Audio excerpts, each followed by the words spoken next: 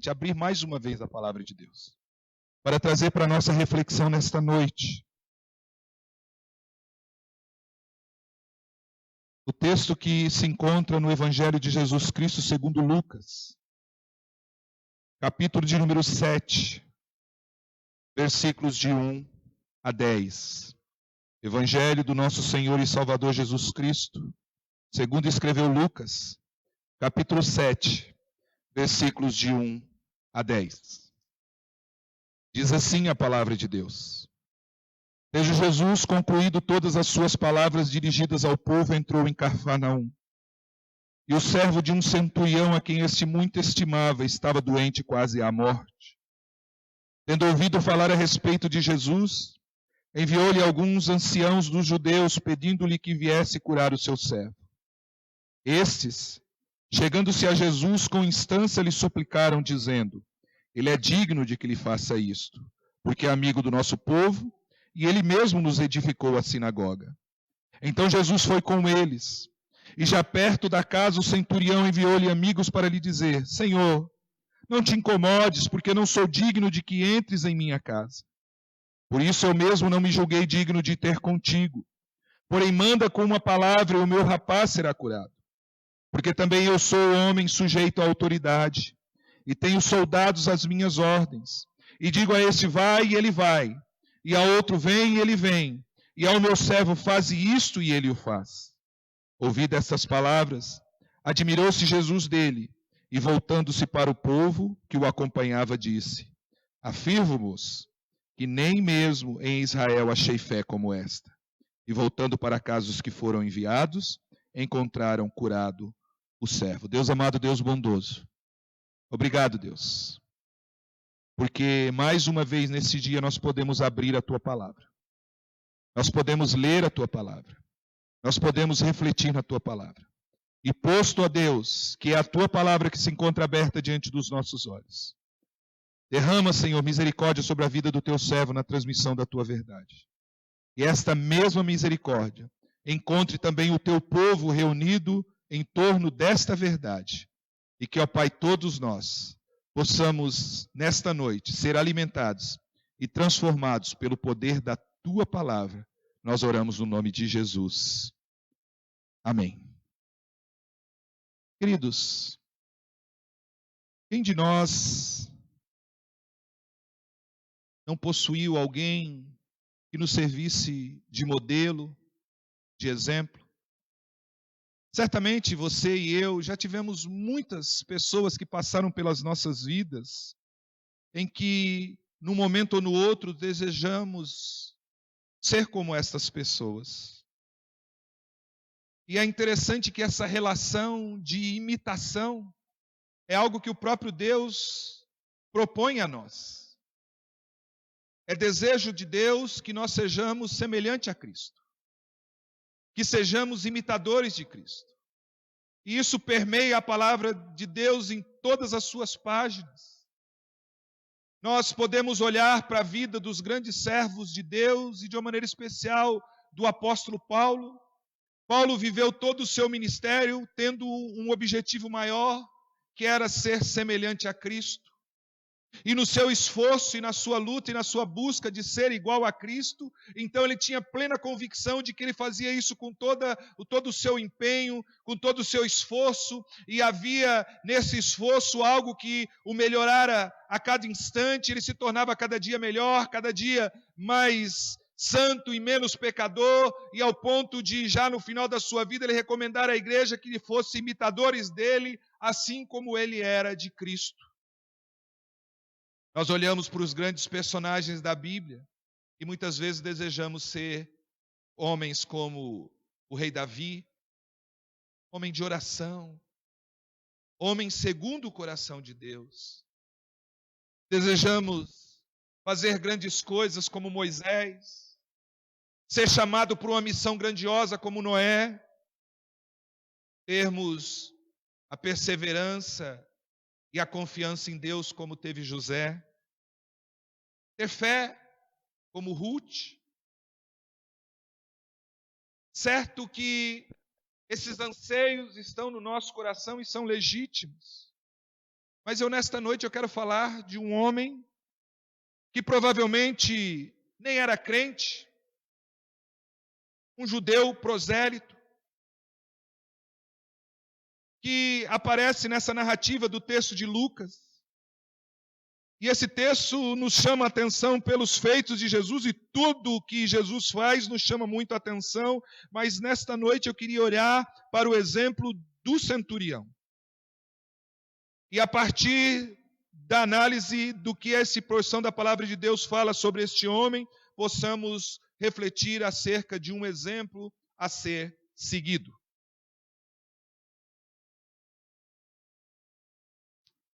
Lucas inicia a sua narrativa dizendo que Jesus estava em Cafarnaum.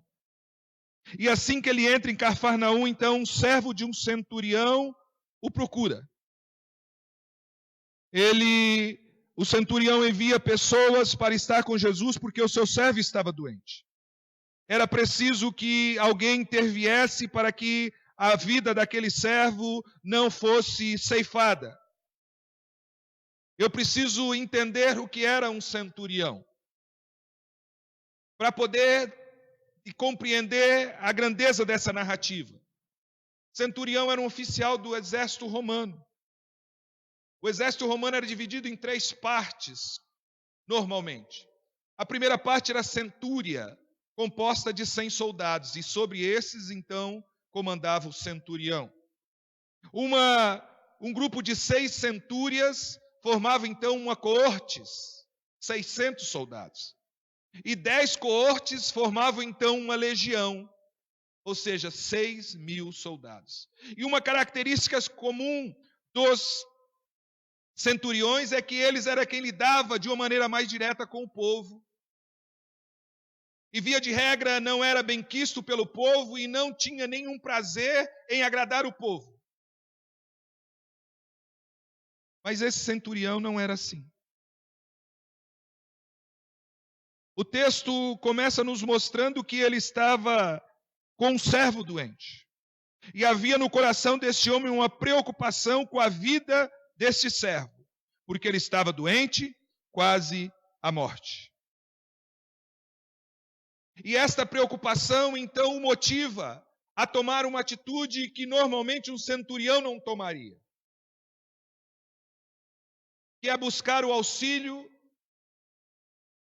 de um povo que não fazia parte daqueles considerado povo pelo exército romano. Mas ele ouvira falar de Jesus. Certamente ele havia ouvido falar de Jesus por meio dos judeus, de quem ele gozava de prestígio, que nós vamos ver logo adiante. Ele ouvia falar dos feitos de Jesus, dos milagres de Jesus. Certamente ele já teria ouvido falar de que Jesus havia curado de várias enfermidades. E havia então naquele homem um coração disposto a buscar Jesus, para interceder junto a Jesus em favor do seu servo que adoecera. E o texto nos apresenta 3 características deste centurião, que nos permite olhar para ele como um exemplo a ser seguido. E a primeira característica nós vamos encontrar nesse centurião é que esse centurião era um homem de boa reputação. Note o que os anciãos dirigem a Jesus, as palavras que lhes são dirigidas por esses anciãos acerca deste centurião. Ele é digno de que lhes faça isso, versículo de número 4. Queridos, não é qualquer pessoa que está dirigindo essas palavras a Jesus. São os anciãos ali da cidade de Cafarnaum. No nosso país e no mundo em que vivemos, os idosos não são respeitados como deveriam, não são honrados como deveriam, não são cuidados como deveriam. E nesse tempo de calamidade que nós vivemos, nós precisamos atentar para isso. Precisamos olhar com um carinho maior para os nossos idosos, nos preocupar além do que temos nos preocupado com eles, fazer tudo que estiver ao nosso alcance para honrá-los, ainda que esse não seja um costume, uma prática da nossa sociedade. Mas não era assim em Israel. Os anciãos de Israel eram altamente respeitados. A sua sabedoria e a experiência de vida dava-lhes o direito de intervir e de ter a palavra final em muitos dos assuntos relativos ao povo e à vida cotidiana. E são estas pessoas, estes homens, os idosos daquela região, que conhecem um centurião, que vão falar a Jesus e que dizem que esse centurião, ele era digno. Ele era digno, apesar de não ser judeu, de não ter se convertido ao judaísmo. Mas ele era digno porque ele era reconhecido e tido em autoestima por causa da sua generosidade. E note que estes homens dizem, ele é digno porque é amigo do nosso povo. Um romano, amigo do judeu. Um dominador, amigo do dominado. E isto só era possível por causa da personalidade deste centurião. O povo então diz, ele é digno porque ele é amigo do nosso povo, ele tem um relacionamento amigável, ele é alguém que gosta do nosso povo, é alguém que não nos maltrata, é alguém que não nos trata mal, é alguém que não lida conosco como os outros romanos, mas ele nos trata com dignidade. E ele mesmo nos edificou a sinagoga. Não bastasse a amizade e o bom relacionamento conosco, ele também do seu próprio recurso, usando das seus próprios bens, ele construiu uma sinagoga, um lugar onde nós podemos nos reunir. E nós nos reunimos ali porque ele, o centurião daquela região, ele também nos permite estar reunido. Ele é digno, Senhor. Jesus, olha e atenta para o pedido desse centurião, porque ele é digno. Ele é digno de ser atendido, porque ele é amigo do nosso povo. E ele mesmo construiu um local para a adoração do Senhor. E nos permite adorar ao Senhor. Esse centurião, para nós, queridos, é um exemplo a ser seguido, porque era um homem que gozava de uma boa reputação no meio que vivia. Queridos, esse tem sido talvez um dos maiores problemas que os cristãos enfrentam nos nossos dias. Porque nós temos sido muitos bons em sermos crentes dentro das nossas igrejas. Mas quando saímos das nossas igrejas, quando partimos para a nossa vida diária, então nós muitas vezes falhamos no nosso testemunho. Desapontamos a Deus, decepcionando as pessoas à nossa volta. Mas esse centurião não. Era um exemplo digno de ser seguido porque ele tinha uma boa reputação. Mas ele também era um homem humilde. E note o que o texto vai nos dizendo. Apesar de ter de seu posto elevado, apesar de gozar de todos os privilégios de um comandante, de um grupo de soldados do Império Romano, este homem não usufrui deste poder e desse direito, mas ele se coloca numa condição de inferioridade a Cristo. Olha o que ele diz no versículo de número 6. Senhor, não te incomodes, porque não sou digno de que entres em minha casa. Eu preciso entender o que está acontecendo. Ele envia os anciãos para falar a Jesus. Jesus se compadece e olha para o testemunho que aqueles anciãos dão acerca daquele centurião e vai na direção da casa dele. E quando ele vai chegando próximo, aquele centurião conhecia bem a lei judaica. Ele sabia que não era permitido a um judeu entrar na casa de um gentil. E ele então, se preocupado com isso, ele se manda homens ali ao encontro de Jesus e diz, Senhor, não precisa ir além, porque eu não sou digno de que entres em minha casa. Eu não sou digno que esteja comigo. O Senhor não precisa se contaminar por minha causa. Não é preciso quebrar a lei e contrariar a lei por minha causa. Então, Senhor, não te incomodes. Não te incomodes, porque apesar de gozar de um bom prestígio do povo, apesar de agir com graça e misericórdia para com o povo, eu não sou digno de que entres na minha casa. Posição de humildade. Um líder militar romano, reconhecendo que ele não era digno de receber um homem simples do povo como Jesus Cristo na sua casa. Ele sabia que diante dele estava o enviado de Deus. porque conhecia a fama de Jesus. Ouvira falar dos feitos de Jesus e foi isso que o motivou a buscá-lo. E ele entendia que ele estava ali, quem se dirigia para a casa dele era alguém maior do que ele. Era alguém mais poderoso do que ele. Se ele comandava uma parte do exército romano, ali estava aquele que comandava todos os exércitos, o Senhor dos Senhores, o Deus de toda a glória. E ele diz: Senhor, não se incomodes porque eu não sou digno. E a partir daí ele diz: olha, Jesus, mas eu sei que ainda que indigno, eu conheço e sei bem o que é ter autoridade.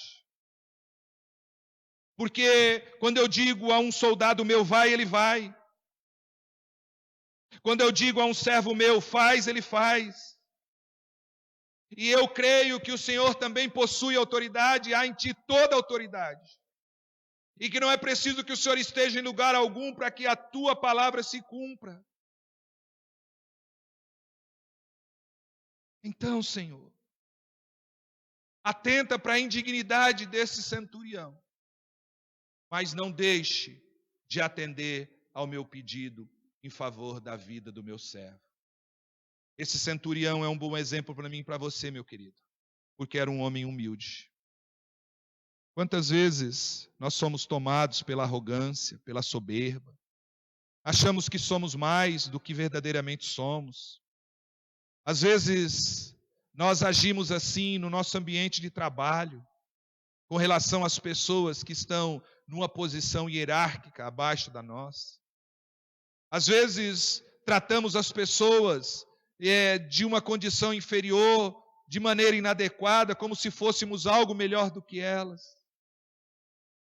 Mas esse centurião nos serve como exemplo de humildade, de reconhecer que todo poder, que toda posição que possamos alcançar, ela nada significa quando nós temos a consciência que estamos na presença do Mestre dos Mestres, do Senhor dos Senhores. E Ele é o Senhor da nossa vida e o Senhor de toda a vida. Esse centurião, então, é um bom exemplo a ser seguido por causa do seu bom exemplo, da sua boa reputação, pelo fato de ser um homem humilde. Mas o texto também nos diz que esse homem não goza somente de uma boa reputação, que não é somente um homem humilde, mas é principalmente um homem de fé. E chama-nos a atenção o que ele diz a Jesus no versículo 8, olha, Senhor, porque eu tenho autoridade, eu ordeno e as pessoas obedecem. E o que eu espero era como se ele estivesse falando: Jesus, o Senhor tem a mesma autoridade, eu creio que há no Senhor uma autoridade maior do que a minha, e o Senhor tem poder e a sua autoridade vai além de um grupo de soldados, de um grupo de 100 soldados, o Senhor tem autoridade sobre tudo e sobre todos. E o Senhor pode ordenar a enfermidade, sai e ela vai sair. A fé deste homem o fazia compreender que não era preciso Jesus tocar naquele enfermo, que não era preciso Jesus adentrar na sua casa, bastava-lhe uma ordem do Senhor e tudo seria restaurado. E ele pede apenas uma palavra. No versículo 7, ele deixa isso muito claro. Manda, Senhor, com uma palavra, e o meu rapaz será curado. Ele tinha certeza da cura por meio do poder da palavra de Cristo. E ao dizer que apenas uma palavra era necessária, ele expressava ali de maneira muito clara a sua fé em Cristo. A sua plena consciência que ele estava diante do Deus Todo-Poderoso encarnado na pessoa de Jesus. Que ele estava diante daquele cujos lábios pronunciaram as palavras que formaram todo o universo. Ele estava diante daquele que criou todas as coisas pelo poder da sua palavra e que cuja palavra possuía poder para curar a enfermidade daquele seu servo. Você consegue crer nas palavras de Jesus com esta mesma intensidade? Você consegue crer nas promessas de Jesus para a sua vida nesta mesma dimensão? Ah, queridos, quantos de nós estamos entristecidos de não podermos estar juntos no templo nesta hora? Quantos de nós estamos entristecidos não estarmos aqui reunidos, celebrando o louvor da glória do Senhor na grande família desta igreja? Mas creia que, ainda que nós não estejamos juntos, a palavra de Deus não deixou de ser proclamada. Os lábios do Senhor não estão amordaçados e o Senhor ainda possui poder sobre tudo e sobre todos. E o Deus de todo poder é quem governa esse momento da história. Nada está acontecendo à revelia da vontade do Senhor, nada está acontecendo contra a permissão de Deus, tudo isso está debaixo da direção e do governo do Senhor, e basta uma palavra do Senhor para que todo este quadro se reverta. Você crê nisso? Você crê que não precisa que o Senhor Deus bata a sua porta, mas basta só que Ele dirija-lhe uma palavra, e tudo muda e tudo se transforma. E é isso que nós precisamos buscar, queridos. Nós precisamos buscar o poder contido na palavra de Cristo. Porque é o próprio Deus quem afirma que é Ele quem cura e Ele que faz enfermar. Toda essa tragédia que estamos vivendo está debaixo da direção de Deus. E só Deus pode mudar esta realidade, pelo poder contido na palavra de Deus. E é por isso que ao início deste culto nós convocamos você como igreja a se consagrar ao Senhor durante essa semana por meio da oração e do jejum, clamando pela misericórdia e pela graça de Deus sobre a nossa nação, para que esse tempo seja abreviado, para que pelo poder da palavra de Deus essa enfermidade seja curada, esse vírus seja contido e a vida do nosso país e do mundo possa voltar ao normal no mais breve espaço de tempo. Nós precisamos olhar para os bons exemplos da palavra de Deus. E esse centurião é um bom exemplo a ser seguido, porque era um homem que gozava de uma boa reputação na sociedade que vivia. Ele não era só bom dentro da sua casa, ele não era só bom dentro do exército romano, mas ele era bom na cidade onde ele vivia. Os judeus o reconheciam. Ele não tratava os desiguais de forma desigual, mas ele tratava todos com amor, com afeto e com amizade. Por isso ele era digno de ser ajudado pelo Senhor Jesus. Esse centurião era um homem humilde, que reconheceu que toda a sua posição no exército romano nada era diante da presença do Deus Todo-Poderoso, o Cristo encarnado, a quem ele recorrera. Esse centurião era um homem de fé, que cria que não era preciso que Jesus tocasse no enfermo, que não era preciso que Jesus fizesse uma longa oração, que Jesus fizesse uma campanha para a cura, mas era simplesmente que Jesus ordenasse, e sobre a ordem de Jesus as enfermidades haveriam de abandonar o seu servo, e ele seria curado.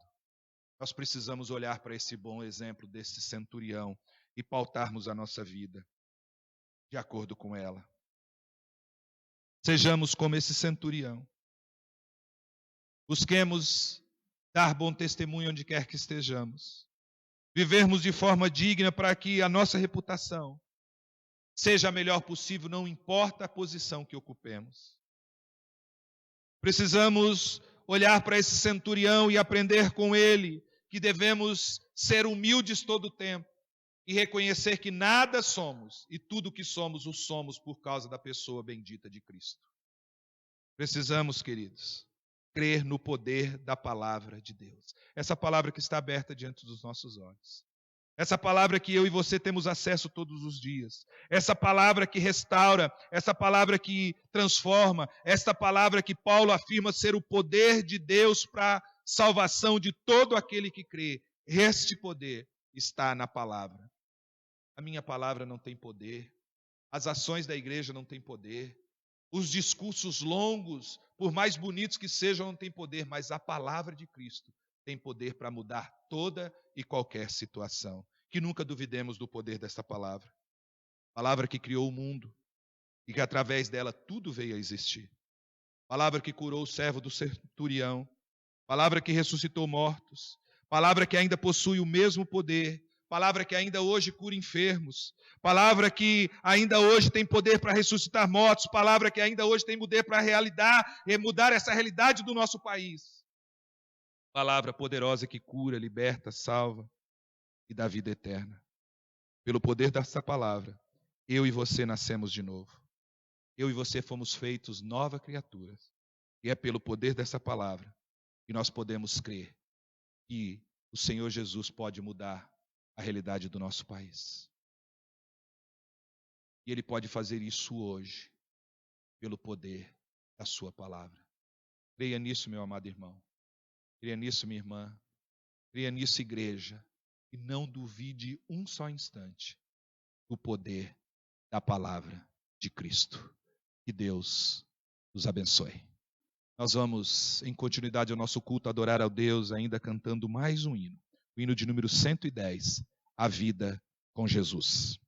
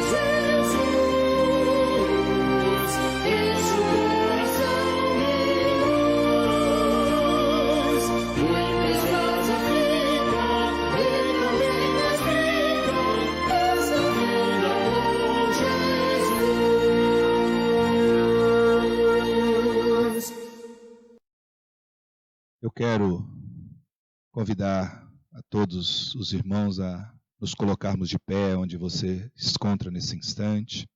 Nós vamos orar a Deus, encerrando assim o nosso culto de adoração e louvor ao Senhor nesta noite. Ó Deus amado, Deus Todo-Poderoso, louvado, exaltado, glorificado seja o teu nome. Obrigado, Deus, pela bênção de pertencer a ti.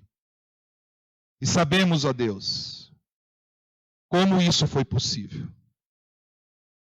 E te louvamos pela morte do teu Filho Jesus Cristo em favor das nossas vidas.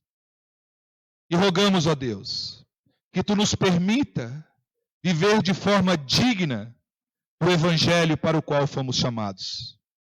Ó Deus, tem misericórdia de nós. Nos ajuda, Pai, nesse tempo de isolamento que temos vivido, para que o nosso isolamento seja somente físico, Deus. mas que nós continuemos unidos pela fé, uns aos outros e todos ao Senhor. Ó Pai, fortalece a nossa fé. Não nos deixe duvidar um só instante de que o Senhor está no controle de toda esta realidade. Ó Pai, guarda os teus filhos. Aqueles, ó Deus, que estão obrigados pelas funções que exercem a trabalharem normalmente. Deus, cuida, Senhor, de cada membro da tua igreja que trabalha na área da saúde, na área, ó Deus, da segurança pública. Ó Deus, em nome de Jesus, acampa, Senhor, o teu anjo ao redor de cada um deles e protege-os, para que eles, guardados pelo Senhor, não venham a ser alvo desta contaminação com o vírus que assola o mundo, Deus. Ó Deus, cuida também dos nossos idosos, Pai. Ó Pai, cuida, Senhor, dos anciãos da tua igreja. E ajuda-nos, ó Pai, a valorizá-los mais do que temos valorizado. Ajuda-nos, ó Deus, a cuidar deles com um amor e com carinho ainda maior do que temos cuidado. Ó Deus, em nome de Jesus, protege cada um deles, Deus, para que o mal também não alcance a casa e o lar desses seus filhos. Cuida, Senhor, dos nossos irmãos que se encontram nos grupos de risco, em virtude da sua saúde debilitada. Deus, em nome de Jesus, que o Senhor seja o protetor de cada um deles. Que o Senhor seja aquele que impede que essa doença os alcance, Pai, e que eles possam passar todo este momento guardado e protegido pela bondosa mão do Senhor. Ó Deus, em nome de Jesus, eu quero, Pai, rogar nesse instante pela família da nossa irmã Solange. Ó Deus, usa de misericórdia para com esta vida, Deus. Derrama do bálsamo santo do Senhor sobre a ferida aberta no seu peito em virtude do passamento da sua mãe. Traz o consolo, Deus. Traz o alento do Senhor para a vida dela e para a vida de toda essa família, Deus. Ó Pai, em nome de Jesus, guarda, Senhor, a liderança da tua igreja. Dá-nos sabedoria, Senhor, para tomar as melhores decisões no que diz respeito ao corpo de Cristo, que se reúne aqui como Igreja Presbiteriana de Diniz, ó Deus. Que nós saibamos discernir a atitude que devemos tomar, não por nós mesmos ou pelo desejo e anseio do nosso coração, mas pela orientação do Espírito Santo de Deus. Ó Pai, em nome de Jesus, opera com a tua graça e com o teu poder em favor do nosso país. Ó Deus, dirija o seu olhar de misericórdia para esta nação, Deus. Ó Deus, não leve em consideração os desmandos dos nossos governantes, mas olha para o povo humilde desse país, Deus. E, ó Pai, derrama da tua graça e da tua misericórdia, Senhor. E, ó Pai, interrompe o avanço desse vírus, ó Deus. Dá, Senhor, condições de tratar os que já se encontram enfermos, ó Deus, e diminui a quantidade de infectados, ó Deus, para que em breve, muito em breve, o nosso país esteja livre dessa ameaça, Deus, e a vida possa voltar ao normal. Sabemos que o Senhor tem poder para tudo isso, Deus. E nós declaramos que nós não confiamos em nenhum outro que não no Senhor. E nós não esperamos de nenhum outro senão do Senhor. Ó Deus, age em poder das nossas vidas, em poder da tua igreja, em favor do teu povo. E tem misericórdia de nós, Pai. Ó Deus, ajuda-nos a enfrentar esse período de isolamento, dando-nos estratégias, Senhor, para mantermos o nosso emocional de forma adequada e principalmente, Senhor, que nós possamos usar esse tempo para nos fortalecer espiritualmente. Que tudo o que pudermos fazer para nos encher da palavra e do Espírito Santo, nós façamos para o louvor da tua glória. E cremos, ó Deus, que quando toda essa problemática passar, o Senhor estará levantando no meio dessa geração uma igreja ainda mais forte, uma igreja ainda mais confiante, uma igreja ainda mais dependente, uma igreja mais atuante em prol do teu reino e da manifestação da tua glória. Ó Senhor Jesus, despede-nos debaixo da tua graça. Acompanha-nos, ó Deus, durante esta noite. Dá-nos um repousar tranquilo, um sono seguro. Acampa o teu anjo ao redor dos lares da tua igreja e guarda as nossas famílias. Guarda, Senhor, os nossos filhos, os que estão perto, os que estão longe. Guarda, Senhor, o teu povo e faz com que nós possamos repousar esta noite e despertar no dia de amanhã para mais uma semana cheia de desafios, mas na certeza que em Cristo Jesus nós já obtemos vitória sobre todos eles. É a nossa oração, Pai, que humildemente fazemos no nome de Jesus, o nosso Senhor e Salvador. E agora, queridos, que a graça maravilhosa do nosso Senhor e Salvador Jesus Cristo, o amor inigualável do nosso Deus e Pai, a santa, eterna, doce presença, companhia e orientação do Espírito Santo de Deus, esteja sobre vós, irmãos amados, esteja sobre as vossas famílias, esteja sobre a nossa igreja e sobre todo o povo de Deus espalhado pela face da terra, hoje e eternamente. Amém.